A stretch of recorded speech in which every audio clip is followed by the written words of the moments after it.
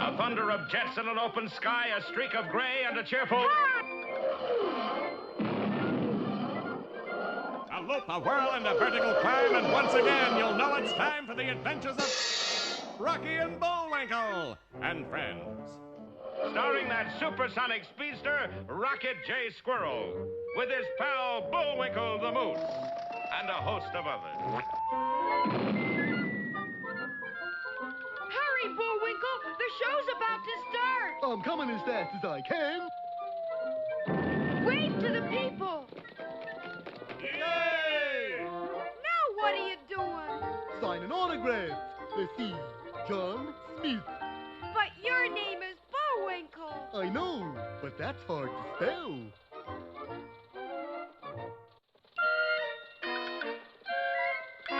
We're gonna have a lot of fun. Come on and join us. Sure, there's always room for one more.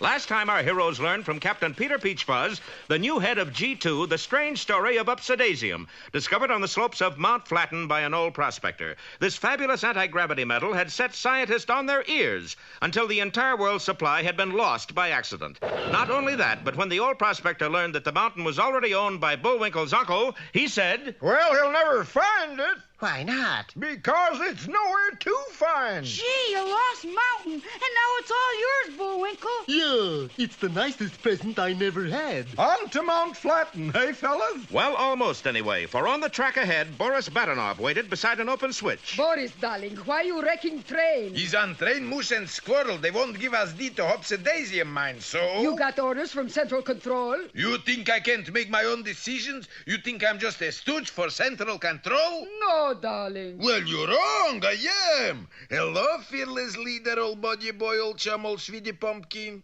Come in, Badenov. Is this fearless leader? Of course. Are you sure? Badenov, you incompetent nincompoop. Man, that's him all right.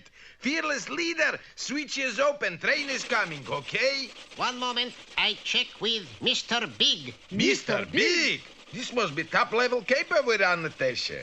Achtung! Yes. Mr. Big says, follow Moose and Squirrel to mine. Do not wreck train. Do not!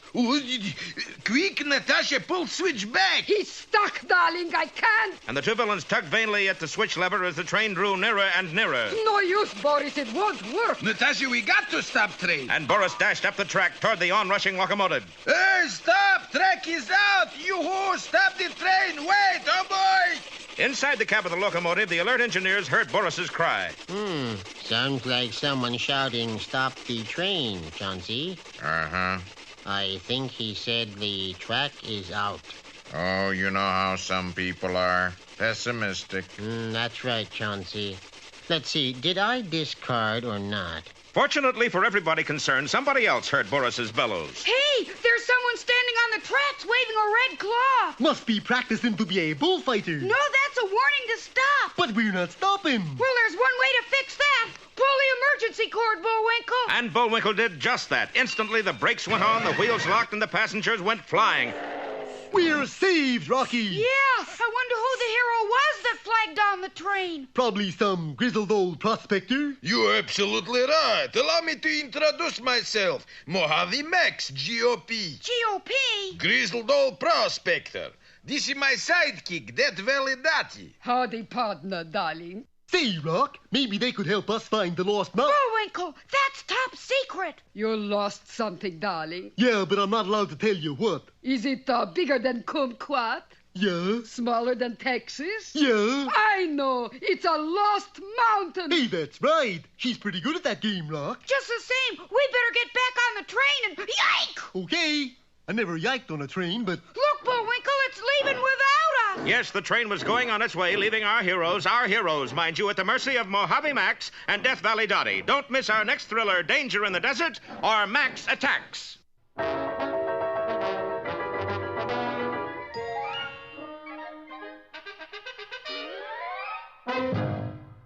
And now it's time for... Time for the dancing fool, Bullwinkle. Again?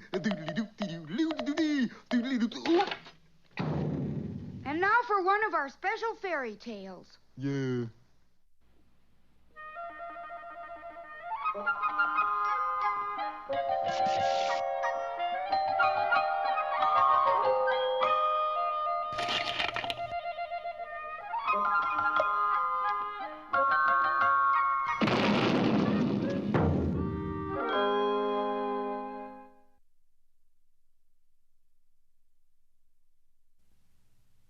Once upon a time, there was a girl named Cinderella. She was as pretty as a princess, but she wasn't a princess. She was only a, commoner. The one thing Cinderella wanted in this world was to live in the big castle on the hill.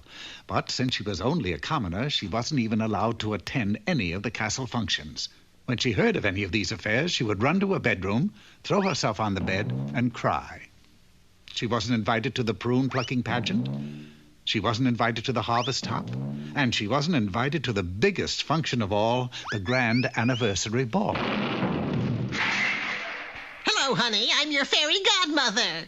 I hope you don't mind my rearranging the furniture. My fairy godmother. Now I can go to the ball. You said it, honey. Go to Fairy Rentals. Make it possible for even commoners to go places in style. Just sign here. Can I get into the castle? Oh, look here, hon. The deluxe anniversary ball package. Only 100 gold grickles. Includes costume, transportation, and entrance to the castle. Yeah, but can I marry the prince?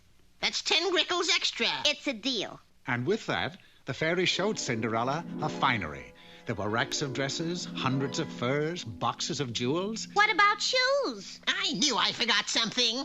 Yes, the good fairy had brought only one pair of shoes with her. This says 5B. That's just my size. But this one's a 13D. 13D? Yes, it's roomy but comfortable. That's pretty big. It's wear this or go barefoot, hon. I'll wear it. So, that evening, resplendent in her new clothes, Cinderella approached the castle and entered. Never mind, honey. You were unfashionably early anyway. But you promised. Good Fairy Rentals never fails. Just stand right here. And remember, this stuff is due back at midnight.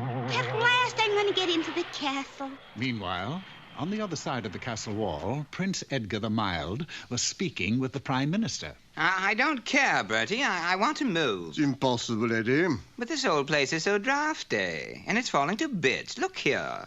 Nevertheless, as long as you're a prince, you must reside in the palace. Then I don't want to be a prince. I want to be something else. Like what? Well, how about an egg candler? You haven't the training. A yogurt tester? An owl trainer? Face it, Eddie. All you've ever done is collect things. Stamps, butterflies, match covers. Well, isn't there any call for match cover collectors out there? No, Eddie. There's really only one way you can leave the castle. And what's that? You must marry a commoner. A commoner? Never. That does it. Where can I find a commoner? Hi. My name's Cinderella. You must be the prince. Hello, darling. Is that a commoner? You've got an eye for class because of the way you're looking. Of course not. Daddy Obviously, a girl of Daddy's breeding. in stocks and bonds. That a girl's breeding is just as plain as day to princes. Too and things bad. Like that. And that's why Mumsy, well, she says that finishing school means an awful lot to a girl like She's me. a pretty Would you thing. like to dance? Dances well, too. Dancing at Valhalla. That's our summer place. I just dance till all Oh, I night. do Except wish during you were the a polo commoner. season. Daddy's a I'd marry her in a man. minute. Just love to hit peasants with my polo mallet. Don't you? Honey, be yourself. Be yourself. And I'm so Poor sorry. Cinderella. You really wouldn't She was missing her one expect opportunity to me marry as the well as prince, I am, simply too. by not being herself. A little moral there. Just so cute. And the time quickly And went by it's until in the old midnight. T.S. Eliot crowd any place.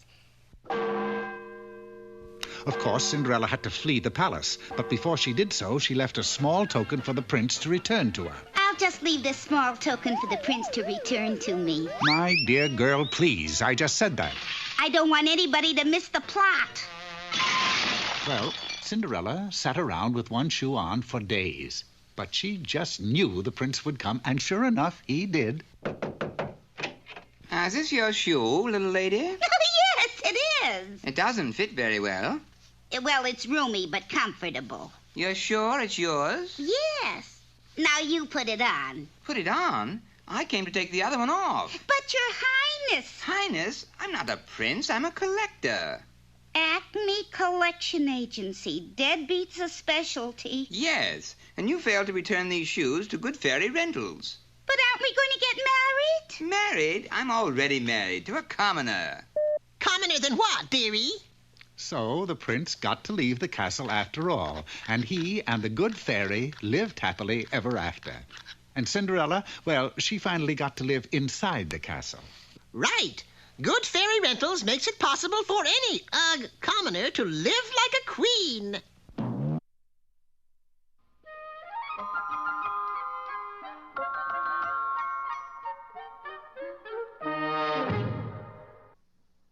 Look, Bullwinkle, a message in a bottle. Fan mail from some flounder? No, this is what I really call a message. Once again, here's Bullwinkle's Corner. Hello. Today's poem is The Village Blacksmith by Longfellow. Under a spreading chestnut tree, the village smithy stands. The muscles of his mighty arms are strong as rubber bands. Iron bands. Looky. Rubber bands. Anyway, I want some shoes for my horse. Certainly. Something in an Oxford? Oxford? How about some tennis shoes? Fine for badminton. My horse doesn't play badminton. How dull. Well, how about this dress horseshoe with matching spats? Just a plain horseshoe, Mr. Smith. Well, if you insist. Oh! Where'd it go? Oh!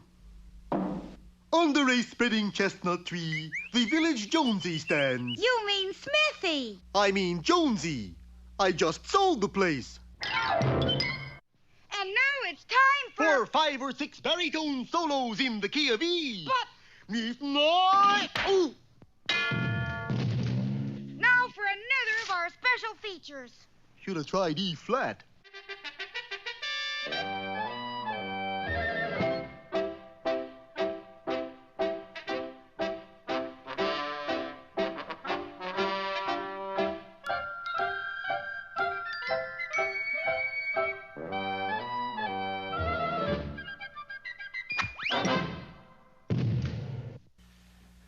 Hello out there, Peabody here, along with Sherman and Wayback. Wayback is a time machine. Sherman, a boy. I set the Wayback Machine for July 8th, 1888, just like you told me, Mr. Peabody. Good boy, Sherman. And now if you'll set the indicator for Richburg, Massachusetts, we'll be off. Off to witness the most titanic struggle in boxing history, the heavyweight championship battle between Jake Kilrain and the immortal John L. Sullivan. The Wayback, incomparable invention that it is, hurtled us back through time and space to the site of Sullivan's training camp.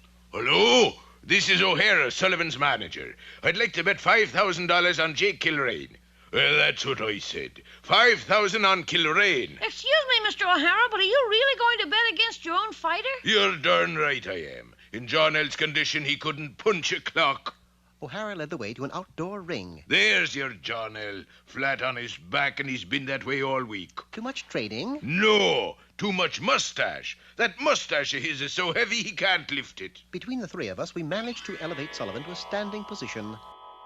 Are you all right, Mr. Sullivan?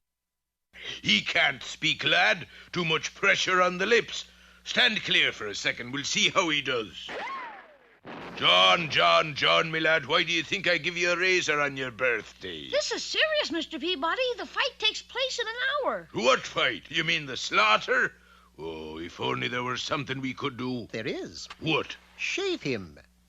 O'Hara put in an urgent call for the nearest barber, and 10 minutes later... There, how's that look? Not his hair. The mustache. Cut his mustache. And after another 10 minutes... It's of no use, mister. This man's a mustache won't a cut. I'm a roll of 5 a pair of C's, 4 combs, and a half a pair of tweezers. Well, I'd best be calling up Kilrain's manager and telling him the fight's off. Don't do that, Mr. O'Hara. Mr. Peabody will think of something. And, of course, I did.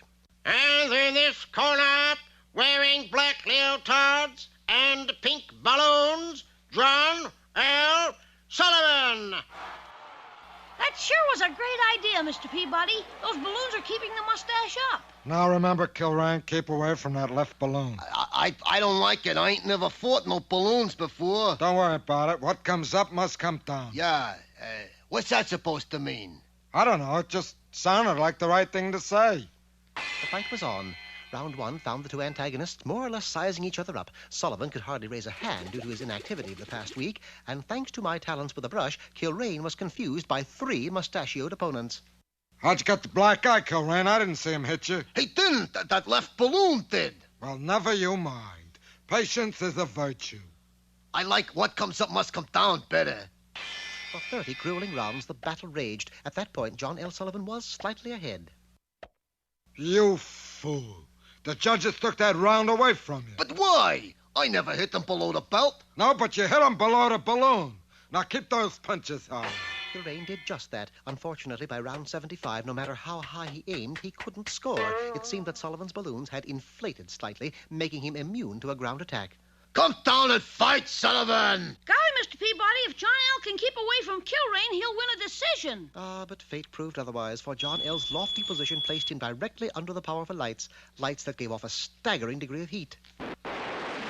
He's down! Sullivan's down! 2, 3, 4, 5. Get up, John L. Get up! It's his mustache, Mr. Peabody. He'll never make it. Nothing in this world'll make him rise. It was then I noticed a gentleman in the first row digesting a huge platter of corned beef and cabbage, and if John L. Sullivan were any sort of Irishman, he'd rise for this.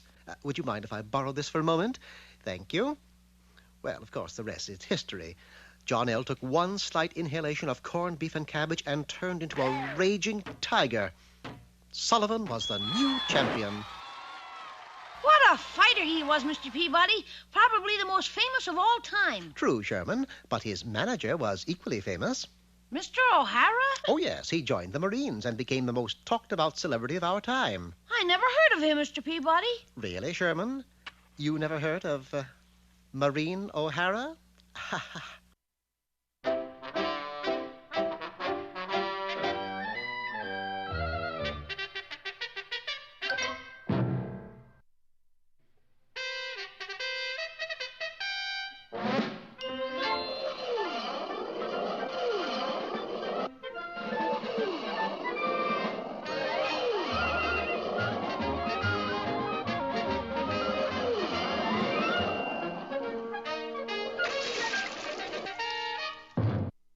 Last time, as you undoubtedly recall, Boris and Natasha popped up disguised as Mojave Max, a grizzled old prospector, and his sidekick, Death Valley Dottie. But what's even worse, our hero's train has started to leave without them. Hey!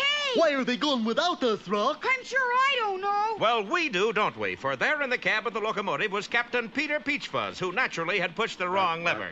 The brake, Chauncey. Where's the brake? Is this it?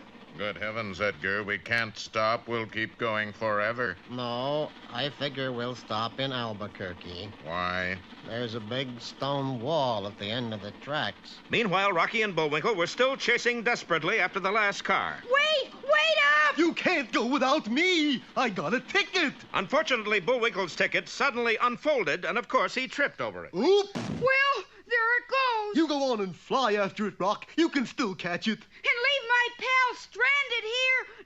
Never. Gee, you're a real pal-pipe pal, Rock. Look at that, Natasha. Sometimes I wish I had a friend. Why? So I could double-cross him. You would double-cross, friend. I got to. My enemies don't trust me. Now I wonder how we get from here to Mount Flatten, Bullwinkle. We got a map, you know. Hey, that's right. Let's unfold it and take a look. Right. You hold this side and I'll hold this side. And I'll hold this side. Hey, Mr. Mojave Max, this is supposed to be a secret map. That's okay. I couldn't remember what was on map if I tried. I got terrible memory. Gee, that's too bad. How long have you had it? Had what? A terrible memory. There, you see what I mean? Well, maybe it's okay. Now, which way is Mount Flatten? The boys and Boris searched the map carefully, but Mount Flatten seemed to be a very elusive peak. Gee, this map is pretty useless. Maybe you can't get there from here. Nonsense, Bullwinkle. Let's just pick a direction and start looking. Right. How do we pick it? Let's Let's just toss a pebble into the air and see which way it falls. How about this one, little fellow? Too small. How about this one? Too big. Hey, Bullwinkle, look at that rock. Yeah, it's a full-grown one, ain't it? No, there on the side. Sure enough, Bullwinkle seemed to have accidentally discovered a primitive road marker. To Mount Flatten. Come on, Bullwinkle. At last we're going to find your lost mine. You saw it, kiddo. Let's go. You coming too, Mr. Mojave Max? We better let him, Bullwinkle. We don't know anything about mining. That's right. Maybe he'll help us. And our boys started little realizing that Boris is more likely to help himself to their mine. Say, your partner's got quite a load there. Don't you have a mule? No. But I thought all grizzled old prospectors had a mule. We got a low-budget show. Ooh. Well, let me give you help there, Death Valley Dottie. Mighty kind of you, partner, darling. Hey, there's another direction marker. We're going the right way, all right. And there's another one right up there. Oh, boy, we're getting closer, Natasha. But as they drew near the last marker, the boys made a horrifying discovery. Bullwinkle, the arrow's pointing back the way we came. You mean we missed it? We must have. But looky, there's no mountain anywheres around here. Well, whoever said Mount Flatten was a lost mountain apparently wasn't kidding. What will our heroes do now? Well, if you think of anything, let us know, won't you? And be sure to be with us next time for The Missing Mountain or Peekaboo Peak. Well,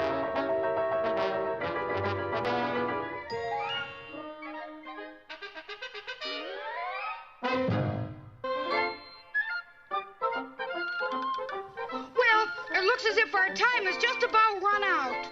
Just enough left to tell him who the sponsor was. You got the credits, Bullwinkle? All on this itty-bitty card. Oop.